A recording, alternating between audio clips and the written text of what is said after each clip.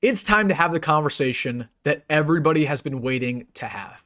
We need to sit down right now and have a truthful talk about Nebraska's brand new starting quarterback, former four-star recruit, true freshman TJ Lateef, because I think there's a lot of misconceptions right now. People are either way too high on him or way too low. Nobody really knows what to expect. So let's talk about how good TJ Lateef truly is, his strengths, his weaknesses, what the offense is going to look like. Can he actually beat UCLA? Can he lead this team to go 9-3 on the season? Could he potentially be our quarterback in 2026? And what does this mean for Dylan Raiola's future? Will he even be here next year? Let's talk about the rest of the quarterbacks in this room, whether it's Jalyn Gramstad, Marcus Davila, potentially even a Heinrich Haarberg, what they could add to the situation, and so much more. So really quick, this is going to be a big time conversation. Buckle up. We have a lot to talk about. Hit that like button if you're fired up. And also, if you're a diehard Nebraska fan and you're not subscribed, what are you waiting for? For daily contact on Huskers, it's no brainer. It takes 2 seconds. Join the family. Hit that subscribe button. Thank you so much. But without further ado, we have a lot to talk about. Nebraska has a brand new starting quarterback, true freshman, former four-star from Compton, California, dual threat, TJ Lateef. The Lateef loyalists, they have been waiting for this moment. A lot of the fan base, they've been clamoring for TJ to get a role in this offense to potentially start. You get what you've been asking for. Let's see if he can play. So let's talk about TJ, because I think there's a lot of misconceptions right now based on how he performed versus USC. And I'll say right now, this is a big chance for TJ. Not only a big chance for the rest of this team, but this is TJ's audition. Okay, TJ was never going to be our starting quarterback in 2026 without him getting playing time. But now in these final 3 games, in these plus the bowl game on top of it, if he plays well, if he leads us to win out, to beat UCLA, to beat Penn State, to beat Iowa, TJ Lateef, I'll tell you right now, will be our starting quarterback in 2026 because you can't deny him. If he leads this team to 9-3, the fan base will not accept him being as a backup next year to Dylan Raiola. Because Dylan Raiola, while we all love Dylan and we're sad that he's out with injury, Dylan did not play good this year. Or I mean, he definitely didn't play great. He definitely didn't play elite. He fell short of a lot of expectations that people thought he was going to accomplish in his second year as a former 5-star. So I think a lot of Nebraska fans, the expectation already was for TJ to be our starter next year, potentially be in the mix of starts. Now with TJ getting a real opportunity, he has a chance to put his money where his mouth is. If he plays well, he could be our starter, but this is audition. So let's talk about whether or not that's actually going to happen. What are TJ's bona fide strengths, his weaknesses, the expectations with his offense, what does it mean for Dana, and so much more? I mean, the first thing we need to discuss when it comes to TJ is his legs. Because that's really the best part about his game. I shouldn't say it's the best part of his game, but it's the most unique part. Because that's what everybody wants. We want a dual threat quarterback who gets to the pocket, who can escape, who can run, a 4.5 40 time, 4.6 40 time, who can be speedy and can make something happen not only with his arm. And we don't have that with Dylan Raiola. Dylan Raiola is a statue quarterback. He struggles with the pocket presence. He struggles with stepping up. He struggles with throwing the ball away. And he struggles with just generally scrambling. So TJ Lateef gives this offense an element that we haven't seen since Heinrich Haarberg. Now, I want to make this very clear. I think there's a misconception that TJ Lateef is a run-first quarterback. That's not the case. I need you to treat TJ Lateef like he's a Caleb Williams, Jaden Daniels, because that's what he is. Okay, he is a pass-first quarterback with great accuracy, with a winner mindset, who also has a great pair of legs, who also is very, very speedy, who's very quick. So that's the best part about TJ, though, is that he can get outside the pocket. He can scramble. He gives his offense an element that we haven't seen with Dylan. Again, we will see the zone reads back in this offense. We will see the options back in this offense. We will see the quarterback keepers back in this offense. It keeps the defense on their toes. I'm really excited to see what Dana comes up with over this week. And honestly, what's even better about TJ is this guy's not going to be afraid of the moment. He's a winner. And that's what I told you when he committed to Nebraska. He is a winner through and through. He won at high school at the highest level. He played at Orange Lutheran, which is a Lutheran school in California, in LA. He could have transferred to Modern Day. He could have transferred to Bishop Gorman. He could have transferred to Sierra Canyon when he was succeeding. And he said, "You know what? I'm going to be loyal and I'm going to stay at my school at Orange Lutheran." And they become not only one of the best teams in California, one of the best teams in America. He led Orange Lutheran to be a top 10 team nationally.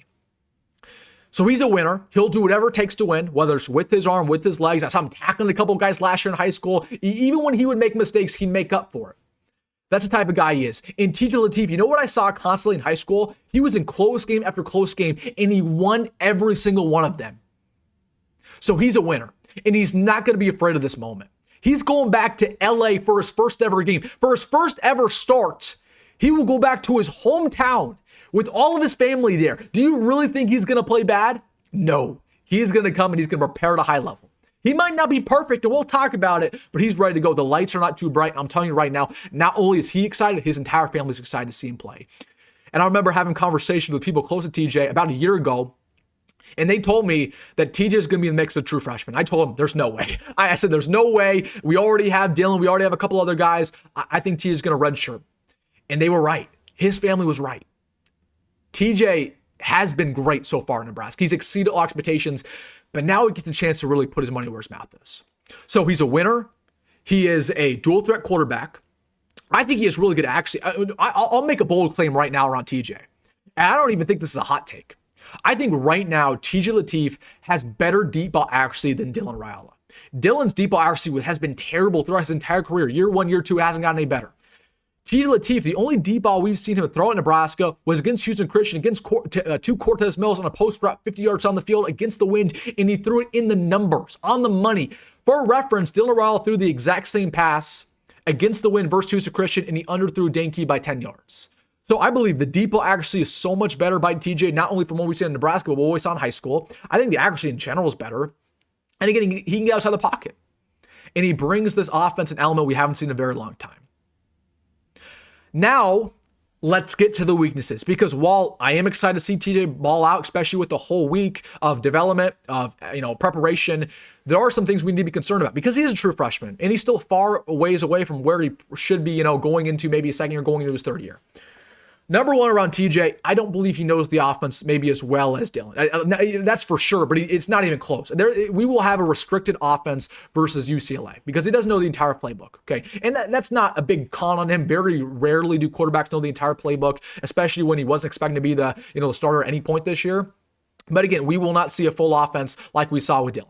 That's number one. Number two, he does not have a great connection with his wide receivers. We saw a couple times, with the progressions are really, really not good right now. Again, they were not good versus USC. There'd be times where he'd drop back with his very few passing attempts and he'd have one read, he'd have two reads, and he'd book it after that. None of those guys were open, and he'd scramble and he'd either take a sack or he'd do nothing, right?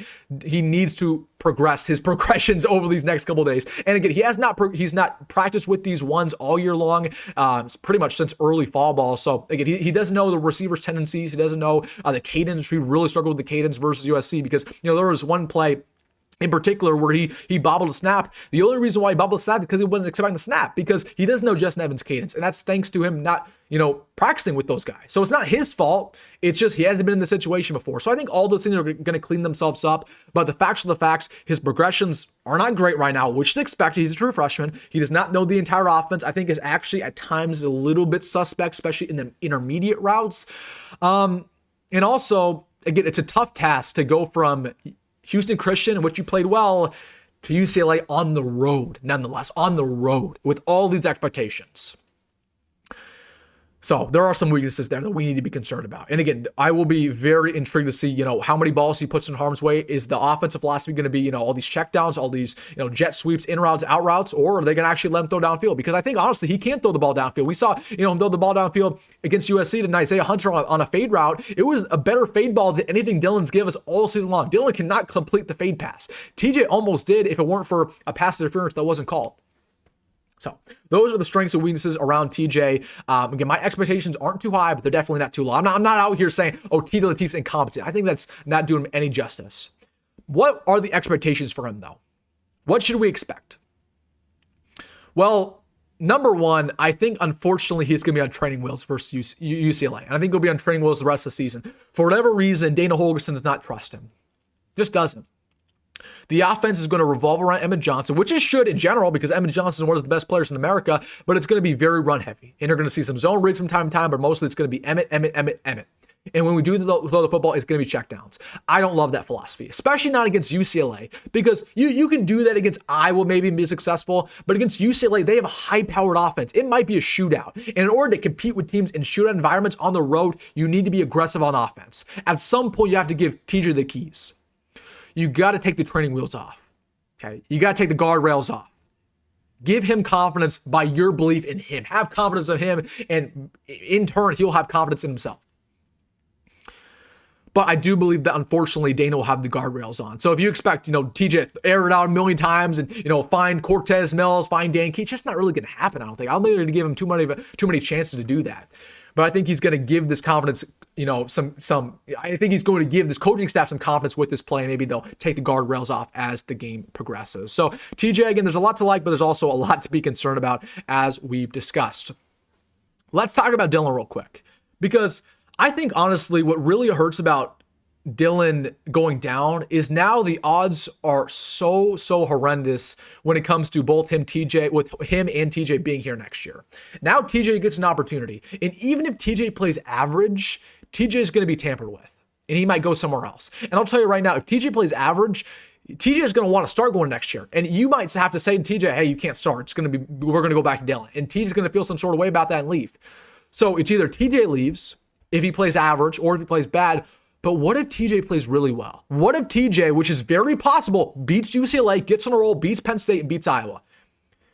In that case, TJ Lateef is going to be our star in 2026. He has to be. He has to be, because Dylan was not a good quarterback this year. He wasn't. And he played a really good ball game versus USC. But again, you look at the full body of work, Dylan was not the guy we thought he was going to be. So you can't tell TJ Lateef after going 3-0, oh, you're going to go back on the bench. That is a slap in the face, and that shows some direct favoritism toward Dylan. I know Dylan is Matt Rule's best friend, but still. So I think, honestly, if TJ does in fact win out, even wins the bowl game, the fan base is going to be so loud clamoring for TJ, it might force Dylan to leave. It might. It really, and that's just the tough reality. It really is. Dylan was offered to leave last offseason. He got paid $5 million to potentially go to Miami, and he declined it. And they ended up offering Carson Beck, who got paid that $5 million. He got offered by other programs, the SEC, who I'm not even going to name names, but there were multiple others. Who says those programs aren't going to do the exact thing? They absolutely will. So Dylan's not going to want a quarterback battle. At the very minimum, Dylan will have a quarterback battle on his hands if TJ does in fact ball out. Dylan, do you really believe with his ego that he's willing to go through a whole quarterback battle when he's been the guy these past 2 years? I don't think so. He'd rather go somewhere else, get paid a lot, and be their bona fide number one. So that's just the unfortunate reality. With TJ starting, it makes it so incredibly unlikely that both those guys are going to be here. Either TJ's going to leave or Dylan's going to leave. It just depends on how well TJ performs. If TJ balls out, which we all want him to do, it might mean Dylan won't be here. But if TJ struggles, or if he's average, he might transfer out and Dylan will stay. So that's really, I think, what really hurts us about this situation. And really quickly getting to the rest of Nebraska quarterback room and what this means for us going forward. Jalyn Gramstad is now our backup quarterback, which I think, I think this is an awful scenario. I'm not going to lie. I think there's a couple of Nebraska fans out there who actually want Gramstad to be our starter versus UCLA. Are you kidding me? Jalyn Gramstad's not good. He's an NAIA quarterback, and yeah, he had success at that level. If you've watched Jalyn Gramstad play, he is a noodle arm. He can't throw the football over 40 yards. He does not have any arm strength. His accuracy is incredibly suspect. He has no zip on the football. He can't throw a bullet pass. And yes, he can get outside the pocket and scramble a little bit. He's 6 foot tall. He's like a Russell Wilson out there. And that's generous. That's generous. So I think Jalyn Gramstad being our backup, that's not a good scenario, because he will not lead us to beat anybody. We will not beat anybody with Jalyn Gramstad quarterback. Yes, he knows the offense. That's cool. Yes, he might not throw a million interceptions. That's cool. But again, he's not going to will us to a win at any point. Okay. Marcus Davila, he's going to be our third string now. I love Marcus Davila. I think he's really talented, kind of similar to TJ. I think he has a boomer arm, but Marcus really struggles with the intangibles. He struggled with the playbook. He struggled with, again, the progressions. So I don't think Marcos is in the cards at all. And honestly, what I've heard a lot of people clamor from Haarberg. Haarberg, go back to quarterback. Haarberg should be our emergency quarterback. Are you kidding me? Are you genuinely kidding me? I don't think you guys understand how bad Haarberg was. He was so bad in 2023. He was so bad in 2024. The only reason why we won any ball games with Haarberg at quarterback is because the defense carried us or the running attack carried us. And that would be a disservice to Haarberg to say, you know what, Haarberg, I know you worked all offseason to learn the tight end position. I know you want to go pro playing tight end. We're going to move you back to quarterback with 3 games left in the year. That's not doing him a service. And also, again, he has not practiced at quarterback all year long. He hasn't, whether that's in spring ball, fall ball, he forgot the cadence. He probably forgot a lot of the playbook when it comes to quarterback. The responsibilities that he formerly had are out of the window. It's not happening. It's not in the cards. And that's not a good scenario either way. Like Haarberg would not be a good quarterback. So I just wanted to address that because I know I'm going to get that comment. So, all right, guys, let me know your thoughts down below about everything. I'm rooting for TJ, man. You better believe. You better believe in TJ because he's a gamer, man. I'm excited to see what he can do. And definitely give him a chance, man. Because, again, USC, he wasn't given an opportunity. Dane put on the guardrails. They put him on training wheels. I don't know if that'll happen versus UCLA. It probably will, but he'll definitely get a real opportunity with a full week of practice. All right, guys, let me know what your thoughts are down below. Hey, if you made this far, hit that like button and subscribe. As always, folks, go big red, go rule, and I'll see you in the next one.